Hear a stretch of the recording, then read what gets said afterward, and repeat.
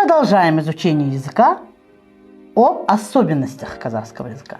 Сегодня мы рассмотрим 4-ю особенность.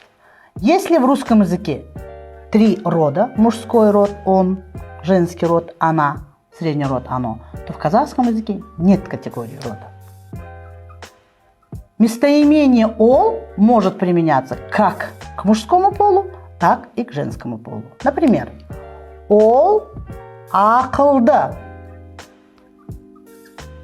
Это может быть Олег ақылды, Наташа ақылды. Ол әдемі. Она красивая или он красивый. То есть местоимение ол это применяется как и он, и она. Естественно, мы должны будем понимать это по контексту.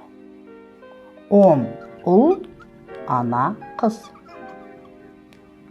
Хотите знать больше о языке? Подписывайтесь на наш инстаграм-аккаунт.